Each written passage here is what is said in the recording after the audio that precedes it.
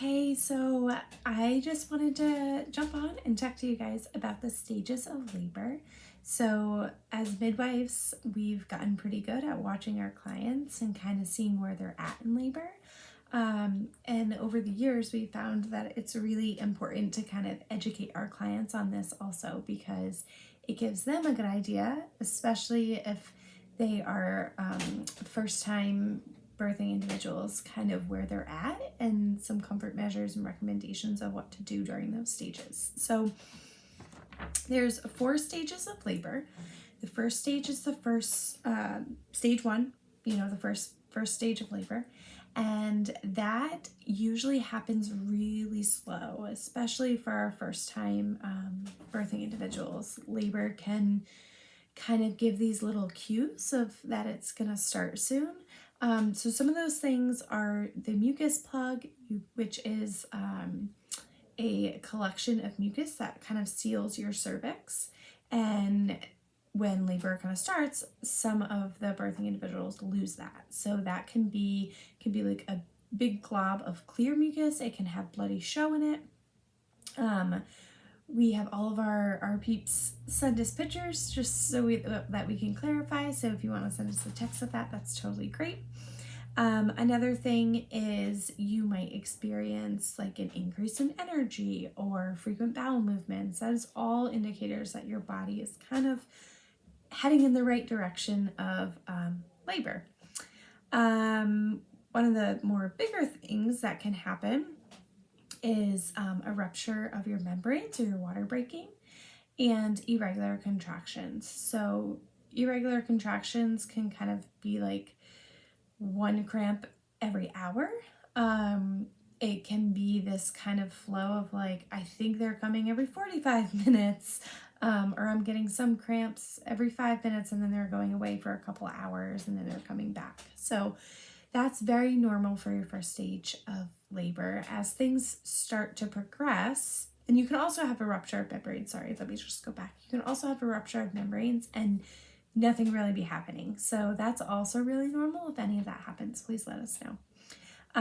As things start to progress, you're going to get into the luteal phase of labor.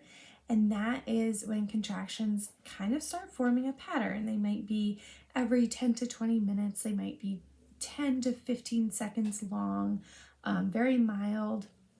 And as you move through this phase, they might start to form more of a rhythm. They might start to be coming every 5 to 7 minutes and be 30 to 45 seconds long, and kind of increase in intensity. You're kind of noticing that you're getting this little cramp and it kind of goes up in intensity and it kind of hits its peak and then it comes back down. So that is all indications that your body is doing what it's supposed to be and labor is kind of starting and heading in the right direction.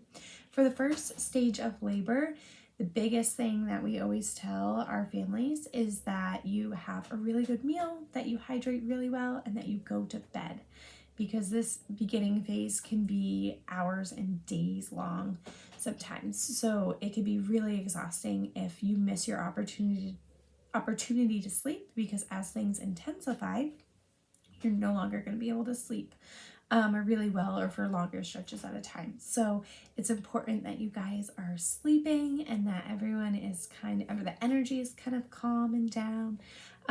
Some of our families like to completely ignore all of this and just go about their day and wait for the next big thing to happen. And sometimes it's a really, really great coping mechanism to have. So as you're moving through this phase and contractions are kind of 5 to 7 minutes apart and getting more stronger, you're going to slowly enter into the active stage of labor where contractions get even closer together and become super intense. There's no longer ignoring or kind of going about your day. They're really grasping your attention, and sometimes you really have to focus. You have to breathe through them. You want to close your eyes. You want to sway with your partner. You're asking for things like someone squeeze my hips or put pressure on my back, or I'm going to get in the shower or the birthing tub. That can all be indications that like things are moving in the right direction and you're pretty active. During this phase, usually you're not active labor until around 6 centimeters. So during that earlier phase, what is happening is your cervix is kind of thick and firm, and all that activity that's kind of happening that isn't super intense is ripening your cervix. So your cervix is getting softer and thinner and thinner and thinner, and once it gets pretty thin, then your cervix, which is super tight, is gonna start to open and open and open and open and open. So when you're about 6 centimeters, and you know, contractions are intense and everything seems like active labor, you're moving into that next phase. Active labor ends when you hit 10 centimeters. So that is when you enter in the second stage of labor, and that is often associated with pushing, but isn't always for a first time birthing person. Sometimes pushing doesn't happen right away, and that you kind of need some more help with that. So, and sometimes it does, and it's great, and everything is beautiful. But sometimes you're 10 centimeters, and you're like, well, what now? So, second stage is technically 10 centimeters until your baby is out and in your arms. So this is associated with pushing, and in the book, in the research that I did, they said that the average pushing phase for a first-time individual was 45 minutes. That seems pretty quick to me, but if that's what the research says, then we're gonna go with it. I've heard, you know, pushing be up to 4 hours, so 45 minutes seems like super quick and rock star pusher. For a second and third time birthing person, 14 minutes is pretty average. So you're 10 centimeters and you start pushing, you start bearing down, you start feeling the weight of your baby's head, and you feel that burning sensation. You can get the ring of fire. That's all your tissues really stretching, making room for baby. Once the baby's head comes out, your baby will kind of rotate to get the shoulders out of your pelvis, and the rest of your baby will come out. And then the baby comes right up onto your chest. And as soon as that happens, you are technically in the third stage of labor, where your baby is out and on your chest, and you kind of get a big like, I did it. I did the hard thing. And as midwives, we're kind of monitoring how your baby's doing, and are they taking some really good breaths? Are they starting to pink up? Are they crying? Are they gasping? What are they doing? And we are checking for your placenta. We're making sure your fundal height is about at your your umbilicus, your belly button. And we should feel your firm uterus there. And then at that point, we're kind of waiting for signs that your placenta has detached from your uterus wall. You can kind of have a separation gush sometimes, which is normal. During this time, you're going to be feeling some cramping, almost feels like mini contractions again, and that is your uterus working to clamp back down. That helps to manage bleeding as your placenta kind of comes off.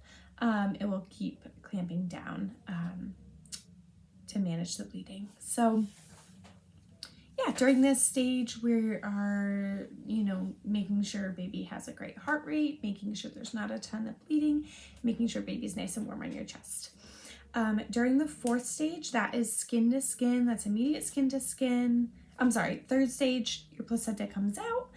Sometimes we do some guided cord with that, but we're not pulling on the placenta, we're just kind of helping it to guide out. And once it comes out, we often just wrap it in a Chuck's pad and stick it in a plastic bag right next to you until we're ready to cut the umbilical cord. Once we cut the umbilical cord from the baby, your placenta is yours to do whatever you want with it, and then baby is right on you. Fourth stage of labor, I'm running out of time, is immediate skin to skin. You're going to have initial latching for breast or chest feeding. You're going to have a physical examination for the birthing person to make sure that they didn't tear. If they did tear, we're going to determine what degree it is and if they're going to need stitches. Vital signs for mama and baby, and lots of cramping for mama. We're also looking for signs of bleeding during this time to make sure all the bleeding is under control. So I hope this helps with all the stages of labor, and I'm super excited to be at your birth.